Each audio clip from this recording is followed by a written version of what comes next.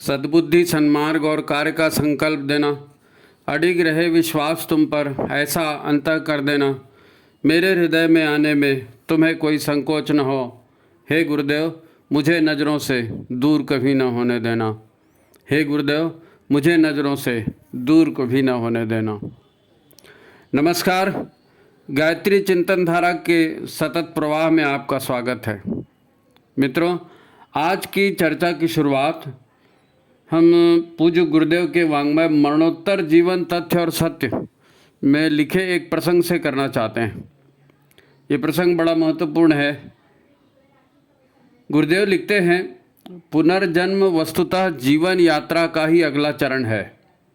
हम जीवन को यही हॉस्पिटल से मरघट तक समझते हैं ना, तो जीवन को गुरुदेव ने क्या लिखा है कि पुनर्जन्म वस्तुतः जीवन यात्रा का ही अगला चरण है। यह विकास का अगला क्रम है, सतत गतिशीलता का अगला आयाम है। देह तो उसी क्रम से चलता है, शैशव, यौवन, जरा, मृत्यु, किंतु मन, बुद्धि, अंतःकरण में समाई चेतना जिस स्तर तक विकसित हो जाती है, वहाँ से फिर पीछे नहीं लौटती। प्रयत्न और साधन के अनुरूप जीवन आगे ही बढ़ते जाता है।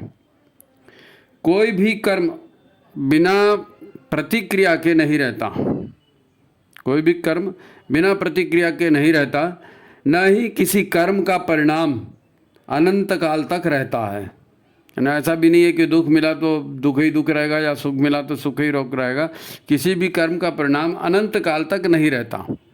अंतः चेतना में संचित संकलित स्मृतियाँ, गुणधर्म, संस्कारों और सामर्थ्य के साथ आत्मा पुनः नए शरीर में अवतरित होती है। विगत जीवन में अर्जित उपलब्ध शिक्षाएं, दिशाएं नए जीवन की प्रवृत्ति और प्रेरणा बनती हैं। विकास पथ पर आगे बढ़ने के आधार प्रस्तुत करती हैं। इसीलिए मनुष्य योनि को कर्म योनि कहा गया है। मनुष्य अपने विवेक से इन प्रेरणाओं पर अनुशासन, नियंत्रण भी स्थापित करने में समर्थ है। तपश्चर्या साधना द्वारा वो अपनी अंतः प्रकृति का परिष्कार भी कर सकता है। उसे नई विशेषताओं से संपन्न बना सकने में भी वह सक्षम है। ये गुरुदेव ने लिखा है, मरणोत्तर जीवन तथ्य और सत्य, पृष्ठ 4, 66, 67। अब ये लिखा है गुरुदेव ने, ठीक है, आज के हमारे चिंतन का आधार भी यही एक विचार है। यही एक विचार है। शीर्षक दिया ना, एक विचार जो स्वर्णिम अवसर भी बना सकता है। तो यही विचार है जो स्वर्णिम अवसर बना सकता है। इसे ठीक से समझें। ये विधि का विधान है। इसके मुख्य बिंदु क्या हैं? मनुष्य जीवन कोई नया स्वतंत्र जीवन नहीं है। ठीक है, मनुष्य जीवन नया स्वतंत्र जीवन नहीं है। यह हमारे पिछले जन्म की ही अगली कड़ी है। ठीक है, हमारी पिछले जन्म की स्मृतियाँ जो पिछले जन्म में हमारे मस्तिष्क में थी, अब इस नए शरीर की रचना में, नए शरीर की व्यवस्था में ये स्मृतियाँ, ये ज्ञान कहाँ चला गया? अचेतन मन में संग्रहित हो गया और नया मस्तिष्क कोरा रह गया। मस्तिष्क का जो था वो पूरा चेतन में डाल दिए स्मृति और संस्कार सब, तो मस्तिष्क कोरा हो गया। अब नए जन्म में फिर से बचपन आया, यौवन आया, गृहस्थी, बीमारी, मृत्यु, ये क्रम चला, तो हमें लगता ही नहीं कि हम पिछले जीवन को कंटिन्यू कर रहे हैं। हमको लगता है कि हमारा नया ही जीवन है, क्योंकि दिमाग का सब मिटा के अचेतन में डाल दिया गया ना, प्रकृति ने डाल दिया चेतन में। हमको फिर नया जैसे लगा और अच्छा ही हुआ। तो अब आप जो यह प्रसंग या ऐसे अन्य चर्चा प्रसंग गायत्री चिंतन धारा के चर्चा क्रम में विगत 2 वर्षों से सुन रहे हैं, ये क्या है? मनुष्य के लिए जीवन साधना का जो मार्ग विचार क्रांति अभियान के माध्यम से गुरुदेव ने चलाया है, उसी को आम जनता की बोलचाल की भाषा में यहाँ बताया जाता है नहीं? हमारे जीवन के, हमारे परिवार के, है ना, अनेक भाई बहन अपने जो समस्याएं हैं अपनी, जो अपने लिख के भेजते हैं, व्हाट्सएप में बताते हैं, हमारे सामने रखते हैं, तो उनका जो समाधान चैनल के माध्यम से दिया जाता है, कई बार लोगों के समझ में नहीं आता। अब समाधान तो हम गुरुदेव के हिसाब से दे रहे हैं, लेकिन उनको समझ में नहीं आता, तो हमारे सामने में समस्या पैदा हो जाती है। हम आपके कष्ट दूर नहीं कर सकते भाई, परंतु गुरुदेव के विचार के अनुसार समाधान क्या हो सकता है ये बताने का काम हमारा है, वही बताते हैं, है ना। आपके लिए गुरुदेव से प्रार्थना करते हैं, और क्या कर सकते हैं। विचार क्रांति का मतलब ही ये है कि व्यक्ति उन विचारों को, उस प्रकृति के विज्ञान को समझे, उस अध्यात्म को समझे, उसे स्वयं अपने जीवन में उतारे। भाई करना तो उसी को है ना जो जीवन जी रहा है, दूसरा तो नहीं करेगा उसके बदले, अरे। तो गुरुदेव के विचारों के हिसाब से ही हमको चलना पड़ेगा। हम अपने परिजनों से निवेदन के रूप में एक और बात जो गुरुदेव ने हारिए न हिम्मत, वो छोटी सी पुस्तिका है ना, हारिए न हिम्मत, उसमें पृष्ठ 7 पर बताई है। अब पहला आपने पुनर्जन्म का सुन लिया ना कि जीवन कंटिन्यू होता है, अब ये दूसरी बात भी सुन लीजिए जो हारिए न हिम्मत में पृष्ठ 7 पर बताई है ना। गुरुदेव लिखते हैं, बड़े ध्यान से सुनना, गंभीर बात है। गुरुदेव लिखते हैं, तुम्हें यह सीखना होगा कि इस संसार में कुछ कठिनाइयाँ हैं जो तुम्हें सहन करनी ही होंगी।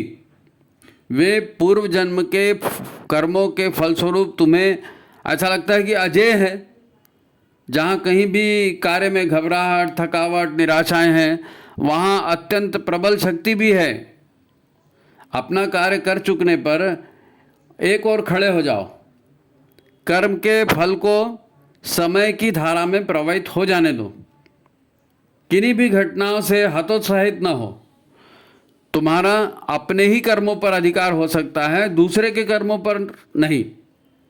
आलोचना मत करो, है ना, आशा ना करो, भय ना करो, सब अच्छा ही होगा। अनुभव आता है जाता है, खिन्न न हो। तुम दृढ़ भित्ति पर खड़े हो, दृढ़ भित्ति पर, है ना, ठोस आधार पर खड़े हो। अब यहाँ गुरुदेव बता रहे हैं कि भाई दुख भी आ गया, मुसीबत भी आ गई, तो ऐसा मत सोचो कि हमेशा रहेगा, है ना। तुमको अपने मन से जो है घबराना नहीं है, लोगों से प्रतिक्रिया देना नहीं है ना। तुम आध्यात्म के मार्ग पर हो, दृढ़ जो है ना मजबूत आधार पर खड़े हो। गुरुदेव ने कहा ना कि कुछ कठिनाइयाँ हैं, उनसे आपको पीड़ा भी है, ठीक है, मानते हैं पीड़ा है, वो पूर्व कर्मों के परिणाम है ना, वो तो हमसे हो चुका है ना। अब किसके जीवन में ऐसे कष्ट नहीं आते हैं। कष्ट तो कष्ट है, कष्ट छोटे बड़े नहीं होते भाई। आपका कष्ट बड़ा, किसी का छोटा, ऐसा तो नहीं होगा ना। हम अपने विचारों से उनको बहुत बड़ा बना देते हैं, नहीं तो मन कहे तो उसे मामूली मानकर छोड़ा भी जा सकता है। मन उसको बड़ा बनाता है, मन ही उसको छोटा कर देता है। ये सब हम क्यों कह रहे हैं? ये सब इसलिए कह रहे हैं कि साधना के द्वारा गुरुदेव ने जो समृद्धि का, सुख शांति का मार्ग बताया है, उस पर हमारा विश्वास होना चाहिए और हमें साधना पर जुटना चाहिए, है ना। ये जो कहा गया ये सब विषयांतर नहीं है। थोड़ा हाईलाइट इसीलिए किया कि जिन्होंने हमें समस्याएं भेजी हैं या नहीं भी भेजी हैं, तो उन्हें भी चित्त में थोड़ा शांति का अनुभव हो और वे सचेत भी हो जाएं कि हम आज से कोई ऐसा चिंतन या ऐसा कर्म नहीं करेंगे जो भविष्य में हमें दुख पहुंचाए, समाज को दुख पहुंचाए। ठीक है, अब आते हैं मूल विषय पर। हमारा मूल विषय पिछले 2 अंकों से कंटिन्यू हो रहा है ना। और हमने देखा वो कुल मिलाकर यही था कि कार्य का मूल, है ना, हम जिन दुखों से मतलब परेशान हैं और जो भोग रहे हैं, तो जो कार्य हमने किए हैं उनका मूल क्या था? विचार। अगर विचार नकारात्मक है या विचार सकारात्मक है, तो जितनी देर वो विचार मन में रहेंगे उतनी ही प्राण ऊर्जा उसमें जुड़ती जाएगी और फिर वही विचार जो है क्रियान्वित होगा नकारात्मक या सकारात्मक ऊर्जा के साथ, है ना, हमारे अंतःकरण में संग्रहित होते रहेगा, है ना, हमारी सुखद या दुखद अनुभूति का कारण बनेगा। ये सब अपन ने पिछले अंकों में देखा है। मन को दुखी या प्रसन्न करेगा या शरीर को स्वस्थ या निरोग कर देगा। ये सब का इसके मूल का आधार क्या है? विचार है। और विचार सात्विक या तामसिक, यानी निगेटिव या पॉजिटिव, सारा खेल इसी का है ना। ये साधना इसीलिए तो होती भाई, है ना। ये ठीक है कि मनुष्य एक खास उम्र तक जीवित रहता है तो सारी प्राणयुक्त भावनाओं को क्रियान्वित होने के लिए फिर पर्याप्त समय नहीं मिल पाता, है ना। तो फिर नकारात्मक या सकारात्मक ऊर्जाएं संचित होते रहती हैं चेतन में, अचेतन मन में, है ना। और फिर जब मर जाता है तो मतलब अचेतन मन में संचित होती है, तो 72,000 नाड़ियाँ और 7 चक्रों में इनका स्टोर होता है ना। प्राण ऊर्जा के प्रवाह में यही जो निगेटिव ऊर्जा है, नकारात्मक ऊर्जा है, ये प्राण के प्रवाह में अवरोध पैदा करती हैं। तो फिर अवरोध पैदा करती है तो फिर प्राण ऊर्जा जाती नहीं है, तो फिर उसी से बीमारियां होती हैं, परेशानियां होती हैं, तनाव आता है, चिड़चिड़ाहट होती है। तो इसलिए नकारात्मक विचार नहीं किया जाए, है ना। नकारात्मक बातों पर ध्यान न दिया जाए, वो करेंगे तो हमारे लिए मुसीबत पैदा होने वाली है ना। तो फिर मन शरीर या ऊर्जा शरीर या प्राण शरीर पर इसका बहुत गंभीर प्रभाव पड़ता है। इसी को साधना की भाषा में क्या कहते हैं? शरीर को अन्नमय कोश कहते हैं, है नी। ऊर्जा शरीर को प्राणमय कोश कहते हैं, और तीसरा भावना का है वो मनोमय कोश कहलाता है। अन्नमय कोश का केंद्र हमारा नाभि क्षेत्र है नी। इसी में मणिपुर चक्र स्थित होता है। ऊर्जा या प्राण शरीर का केंद्र होता है गुदाद्वार, है नी, मूलाधार चक्र।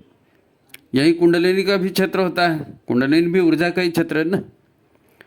फिर जो मन शरीर की बात कही, इसका केंद्र हमारा मस्तिष्क है। मस्तिष्क में भी, यानी ऊपर वाला नहीं, सामने वाला माथा, मस्तक क्या बोलते हैं, मस्तक, है ना। इसी स्थान पर आज्ञा चक्र स्थित होता है।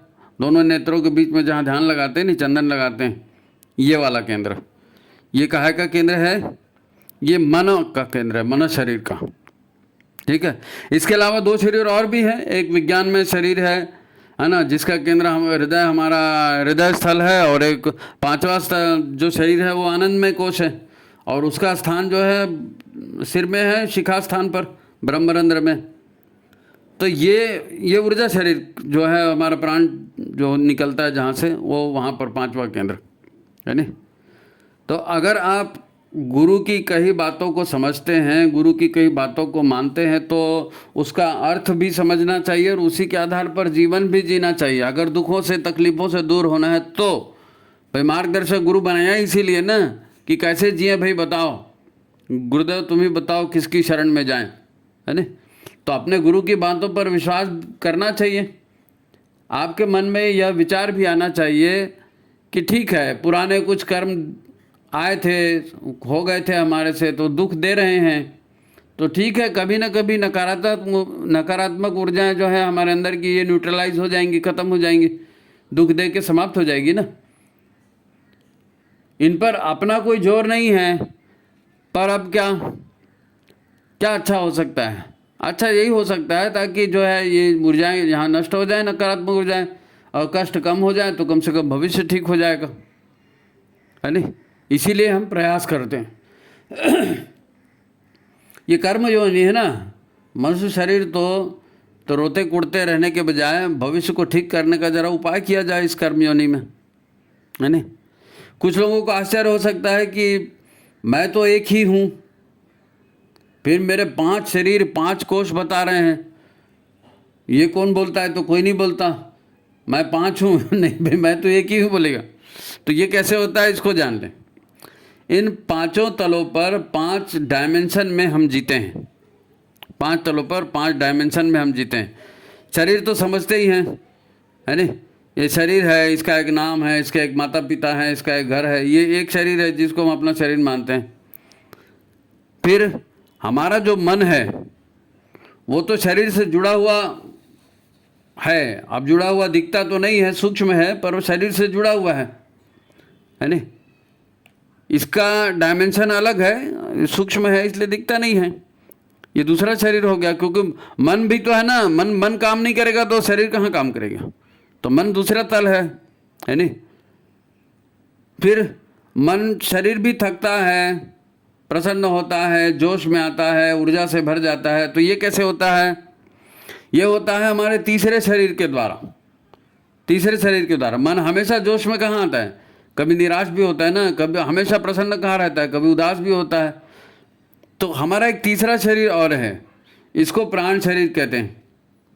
ये प्राण शरीर जो है प्राण देता है मन को, तो मन प्रसन्न होता है, काम करता है, मन को ऊर्जा वहीं से मिलती है। तो ये तीन शरीर जुड़े जुड़े हैं, अन्नमय शरीर, मनोमय शरीर और प्राणमय शरीर, है ना। आपने हजारों बार सुना होगा हमारे शरीर में 72,000 नाड़ियाँ होती है, फिर कुंडलिनी शक्ति होती है, फिर ईडा पिंगला, फिर सुषुम्ना नाड़ी, फिर 7 चक्र, ये बार बार सुना है ना। ये क्या है? ये वही है ऊर्जा शरीर, हमारा प्राण शरीर, है ना। अब हर किसी शरीर में हाथ पैर नहीं होते भाई, कोई जरूरी नहीं है शरीर माने हाथ पैर ही रहे। हाथ पैर स्थूल शरीर में है ना। मना शरीर, ऊर्जा शरीर उसी को चला रहे हैं, स्थूल शरीर को, है ना। पर ये शरीर जो है काम करते तो है ना, मनो शरीर भी काम कर रहा है, ऊर्जा शरीर भी काम कर रहा है, तो उसको शरीर कैसे नहीं बोलोगे? बोलना तो पड़ेगा।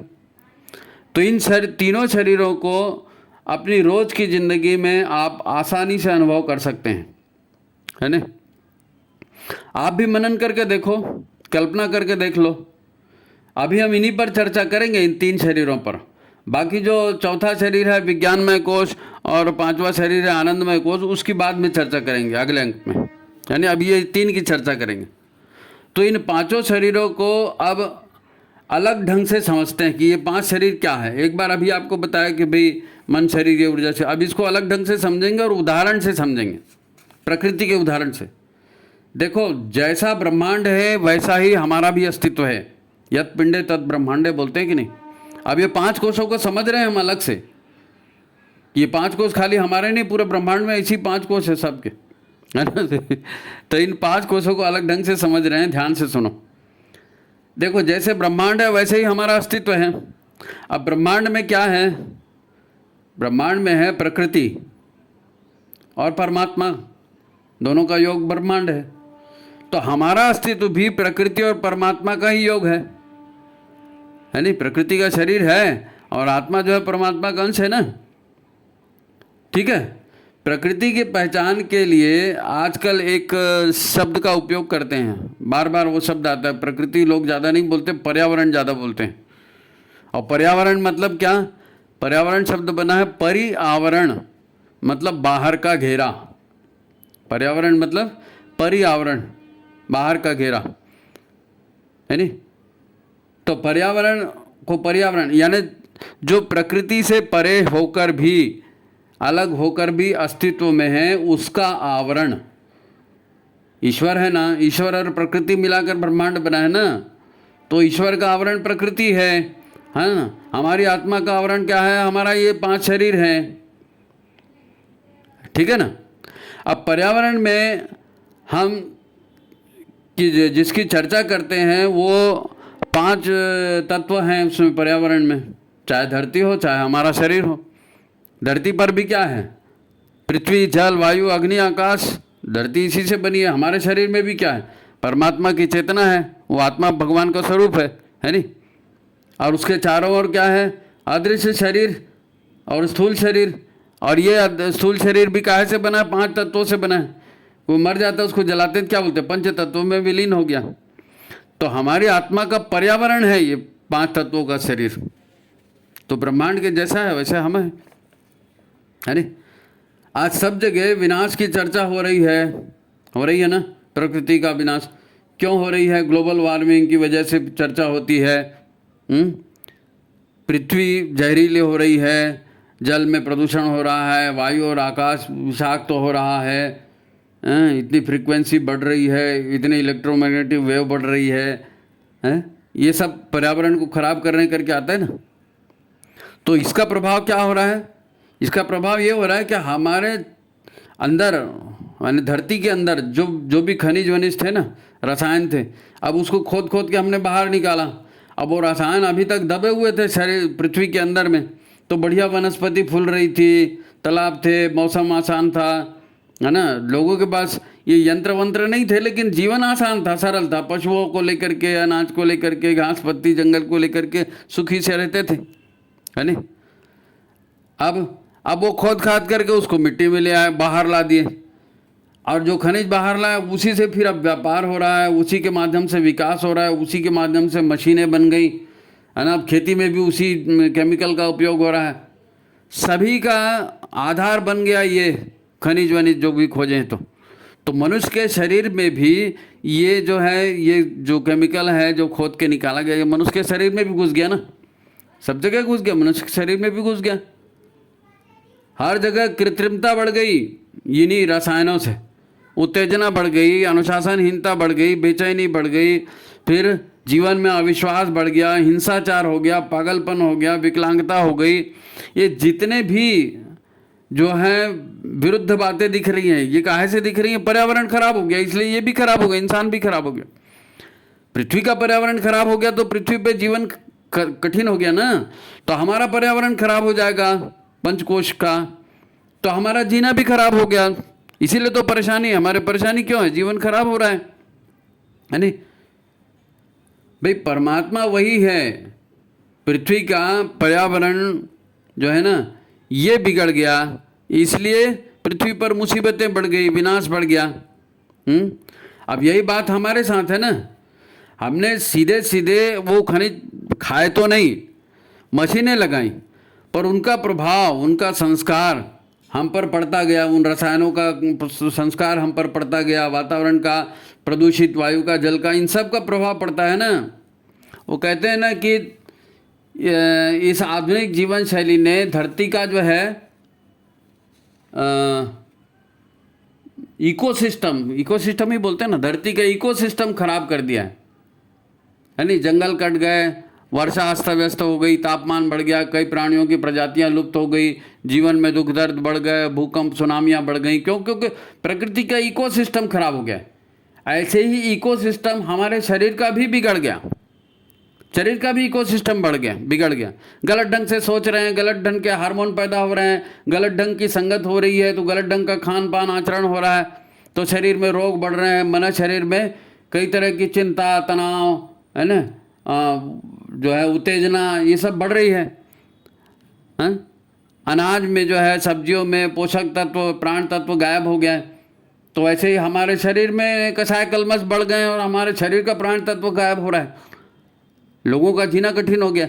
तो प्रकृति और पर्यावरण और मनुष्य का, हमारा पर्यावरण हमारा 5 कोश का शरीर है, प्रकृति का पर्यावरण वो है जंगल जमीन, जल जंगल जमीन बोलते हैं, वो उसका पर्यावरण है। हमारा पर्यावरण ये है नहीं। अन्नमय कोश, प्राणमय कोश, मनोमय कोश को एक साथ हम समझने का प्रयास इसलिए कर रहे हैं कि जो बातें पर्यावरण को ठीक करने के लिए करनी है, वही बातें, है ना, धरती के इकोसिस्टम को ठीक करने वाली है, वही बातें हमारे सिस्टम को भी ठीक करेंगे। दूसरी बात यह कि अन्नमय शरीर एक ऐसी संरचना है कि मन को बनाने में, मन क्या है, मन को बनाने में अन्नमय शरीर का ही भूमिका होती है ना। जो कुछ भी इस स्थूल शरीर में, अन्नमय शरीर में डाला जाता है, चाहे वो मुंह से डाला जाए, खाया जाए, पिया जाए, या आँखों से डाला जाए, कानों से, नाक से, हम जो दृश्य देखते हैं, ध्वनि सुनते हैं, ये सब होता है, ये भी हमारे भीतर को करता है ना, बिगाड़ता है। स्पर्श मात्र का भी अनुभव हमारे शरीर में जाता है ना। तो जो भी भीतर गया वो कुछ न कुछ भाव पैदा करेगा, जो भी भीतर गया वो कुछ न कुछ भाव पैदा करेगा, और वो भाव होगा, उसके संस्कार होंगे, है ना। फिर ये संस्कार, भाव संस्कार होंगे तो यहीं से फिर उसी तरह के विचार भी बनेंगे। यही तो मन है ना। मन क्या है? भाव संस्कार विचार। मन नाम की कोई चीज जो हमारे शरीर में है, कहाँ होती है? कभी ढूंढ के देखा मन कहाँ होता है? मन नाम की चीज हमारे शरीर में कहाँ होती है? तो ये सूक्ष्म संरचना है मन जो है, और शरीर के हर उस अंग में मन है जहाँ से आप संवेदनाएं ग्रहण करते हैं। सेंसिटिविटी, जहाँ जहाँ भी सेंसिटिविटी है वहाँ वहाँ मन का अस्तित्व है। तो साफ है, आपका सूक्ष्म शरीर या अन्नमय कोश शरीर होगा, वैसे ही मनोमय है ना, मन का भी शरीर वैसे ही हो जाएगा जैसे अन्नमय कोश, क्योंकि वहीं से खाना पीना हो रहा है, उसी से फिर भाव विचार बन रहे हैं, तो मन बन रहा है नहीं।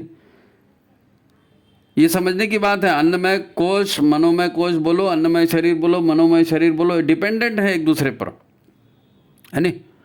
यही बात प्राणमय शरीर की है ना। ऊर्जा शरीर, ऊर्जा क्रियान्वित होती है मन के माध्यम से।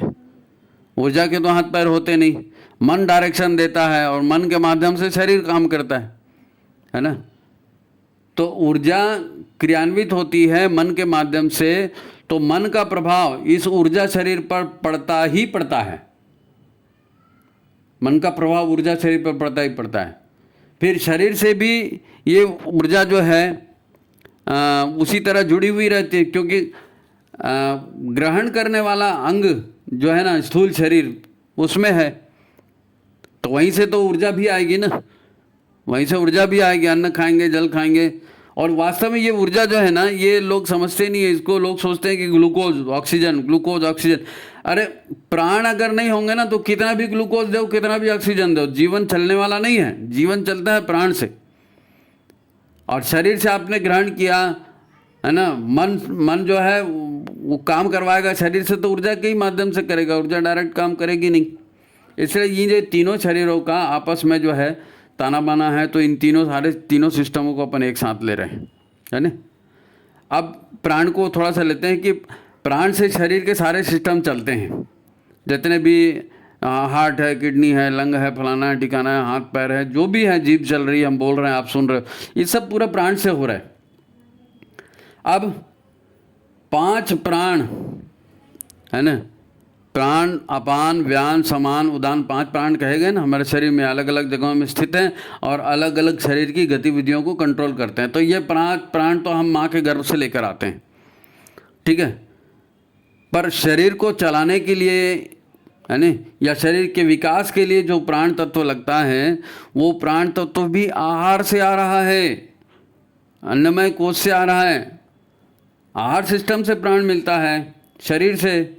इसीलिए कहते हैं कि भोजन हमारा प्राणवान होना चाहिए, कि भोजन में अगर प्राण तत्व होगा तो फिर वो प्राण शरीर को मजबूत बनाएगा। प्राण शरीर को मजबूत बनाएगा तो हम काम ढंग से कर सकेंगे, है नहीं।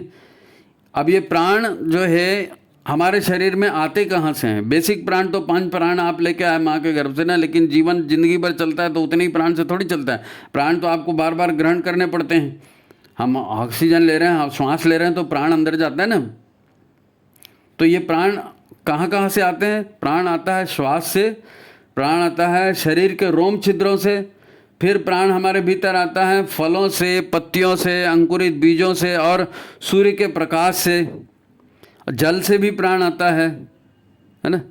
तो जो कुछ भी आहार या अनुभव आदि आप शरीर में डालते हैं, उसी से मन बना, वहीं से आपको प्राण तत्व मिला।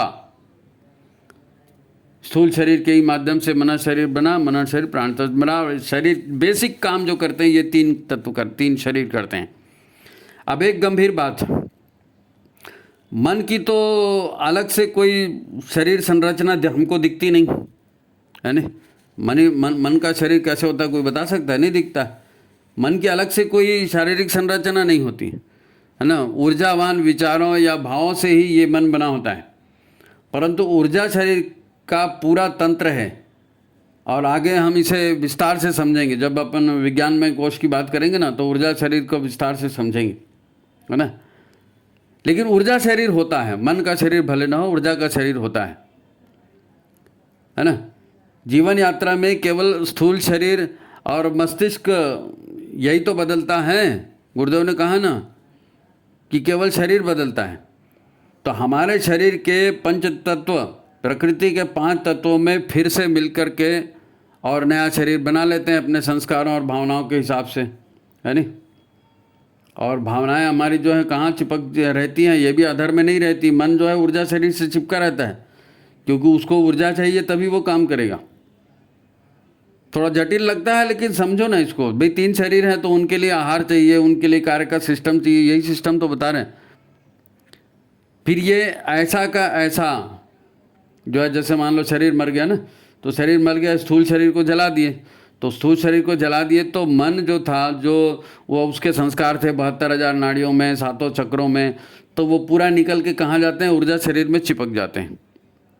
तो मतलब आदमी का खाली शरीर खत्म हुआ ना, बाकी पूरा का पूरा शरीर सूक्ष्म शरीर बन गया। उसने स्थूल शरीर को छोड़ दिया, फिर वो अपने भावना, अपने संस्कारों के हिसाब से, अपनी जो है इच्छाओं के, कामनाओं के हिसाब से वो नया गर्भ ढूंढ लेता है, नई माँ के पास पहुंच जाता है, वो नई माँ के पेट में फिर अपना शरीर बना लेता है अपने हिसाब से, है नहीं। तो फिर एक और महत्वपूर्ण तथ्य है ना, ये छूट रहा है, हमारी चेतना या हमारा आत्म तत्व, हमारी चेतना या हमारा आत्म तत्व, है ना। तो आत्मा तो, शरीर तो जो है वो आत्मा को ही मिला है ना,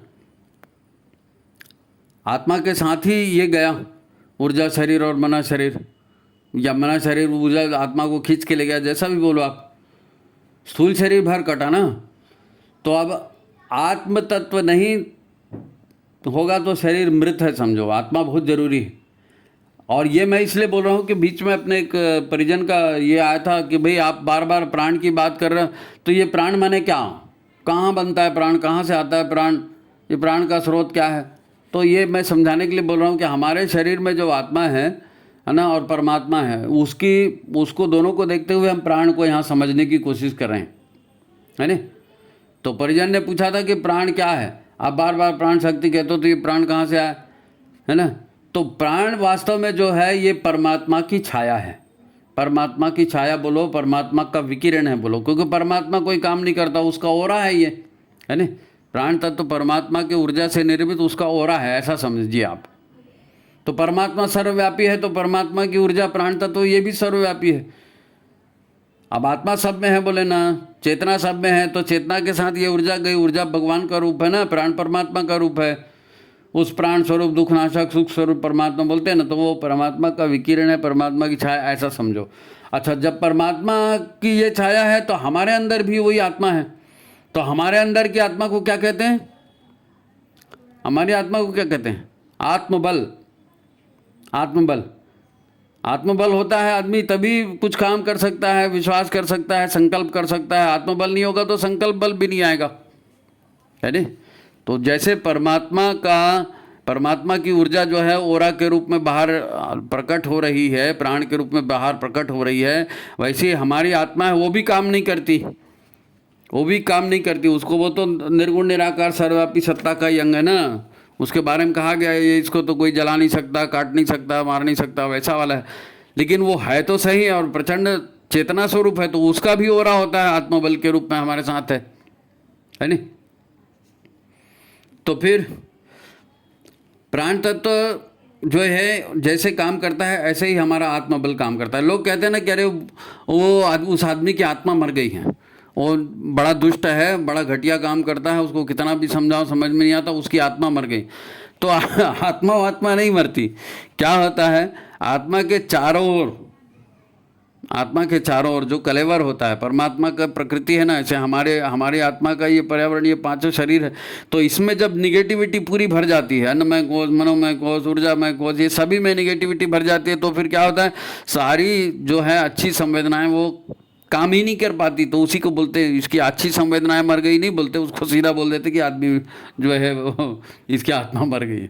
आत्मा नहीं मरी, उसका जो है बाकी 3 जो शरीर हैं ये डैम हो गए हैं, ये मतलब तमस इसमें बढ़ गया, इसलिए वो काम नहीं कर पा रहे, है ना। आत्मा के मरने का आशय क्या है कि जो ओरा है वो पूर्ण रूप से कालिक हो गया है, निगेटिव हो गया है, ठीक है। तो अब फिर से मूल बात पर आते हैं, प्राण का उल्लेख आ गया तो उन्हें भाई साहब के लिए हमने बताया, तो मूल बात में वापस आते हैं। पंचकोशी साधना माने क्या, पंचकोशी साधना करनी है माने क्या करनी है, हैं? 5 कोशी साधना में अगर आप गायत्री की पंचकोशी साधना इतनी महत्वपूर्ण है और गायत्री की पंचकोशी साधना सभी को करनी चाहिए कहते हैं ना, तो सब लोग करते क्यों नहीं हैं, इस बात को समझते हैं कि लोग क्यों कतराते हैं, क्यों नहीं करते पंचकोशी साधना। अब साधना का मूल तत्व है मन को निर्मल करना। इसको मैं तीसरे ढंग से आपको बता रहा हूँ। साधना का मूल तत्व क्या है, अपने मन को निर्मल करना। कबीरा मन निर्मल भया ऐसे जैसे नीर। कबीरदास जी ने क्या किया था, वो कहीं माला लेके बैठे जंगल में जाके, नहीं, वो अपना गृहस्थ का जीवन जी रहे थे और ईश्वर के नियमों के अनुसार जी रहे थे, यम नियम के अनुसार जी रहे थे, और उन्होंने सारा ध्यान किस बात पर लगाया? इस बात पर लगाया कि हम अपने मन को निर्विकार करें। उन्होंने शरीर को निर्विकार किया तो मन भी निर्विकार हो गया, मन भी निर्विकार हो गया तो प्राण शक्ति आ गई। तो आज भी उनके दोहे गा रहे हैं लोग बाग, है नहीं? तो साधना का मूल तत्व क्या है? मन को निर्मल करना, मन के कषाय कल्मशों को भस्म करना, या मन की नकारात्मकता को छोड़ना, है नहीं? या मन की प्रवृत्तियों को पूर्णतया सात्विक बनाना, जो मन के बुरे संस्कार हैं उनको हटा के मन को जो है सात्विक संस्कार देना, है ना? ये साधना का मूल तत्व है। मन सात्विक होगा तो शरीर भी सात्विक होगा, है नहीं? अब मन सात्विक तब तक नहीं होगा जब तक आपका आहार ठीक नहीं होगा, आपका चिंतन सात्विक नहीं होगा, आपकी संगत में सात्विकता नहीं आएगी। तो इसके लिए क्या करना पड़ेगा? जो भी आहार शरीर में जाता है उसको नियंत्रित करना पड़ेगा, क्योंकि शरीर नियंत्रित होगा तभी तो मन नियंत्रित होगा ना। तो शरीर को नियंत्रित करने के लिए ये सब करना पड़ता है। आहार सात्विक होना, चिंतन सात्विक होना, संगत में सात्विकता आनी चाहिए। तो आहार में फिर आप तेज मसाले वाले जले भुने नहीं खाना है नहीं? आर्टिफिशियल एसेंस वाले खाना नहीं खाना है, कृत्रिम स्वाद डाला जाता है नहीं? प्रिजर्वेटिव डाला जाता है, रसायन डालकर प्रिजर्व करते हैं ना खाने को, फिर वो 6-6 महीने खराब नहीं होता, बोलते हैं अरे ऐसे कैसे खराब नहीं होगा, आप उसमें जहर डाल रहे हो तो कीटाणु नहीं पनप रहा, वही जहर आपके अंदर जा रहा है। तो प्रिजर्वेटिव डले हुए भी आपको नहीं खाना है। डिब्बा बंद खाद्य पदार्थ, बेकरी प्रोडक्ट, है ना, ये सब आपको नहीं खाना है, क्योंकि इनसे प्राण जाता है ना, इनसे प्राण जाता है, इनसे सात्विकता जाती है। अगर ये डब्बा बंद और ये कृत्रिम वाला खाएंगे तो फिर क्या होगा? तामसिक जाएगा। आपको तो सात्विकता लानी है, तो ये सब चीज़ आपको बंद करनी पड़ेगी। साधना का अंग है ये।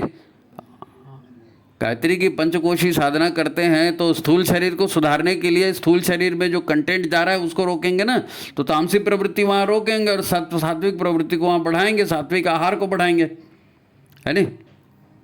तो प्राण युक्त संतुलित आहार आपको लेना पड़ेगा। इसी प्रकार और मन को ठीक करने के लिए स्वाध्याय करना है, मनन चिंतन करना है, संगत करनी है, संगत भी सात्विक होनी चाहिए, है ना? और फिर थोड़ी जीवन शैली भी सुधारना है। रात को खाना खा रहे हैं 12 बजे, 1 बजे, 2 बजे, ये बंद करना पड़ेगा। देर रात तक जाग रहे हैं, सुबेरे भी देर सूरज चढ़ गया फिर भी सो रहे हैं, तेज संगीत सुन रहे हैं, ज़्यादा इंटरनेट देख रहे हैं, या फिर पेट में ठूस ठूस कर खाना खा रहे हैं, बहुत अच्छा मिल गया, पकड़ का मिल गया तो खाए जा रहे हैं। ये सब नहीं होना चाहिए, क्योंकि शरीर ठीक नहीं रहेगा तो मन ठीक नहीं रहेगा, मन ठीक नहीं रहेगा तो ऊर्जा ठीक नहीं रहेगी, और मन और ऊर्जा ठीक नहीं रहेंगी तो गलत बुद्धि आएगी, गलत बुद्धि से गलत काम होंगे, गलत काम का दुखद परिणाम होगा जो हम आज भुगत रहे हैं। 5 कोशों की साधना इसीलिए है कि स्टार्टिंग से इसको सुधार दिया जाए, है नहीं?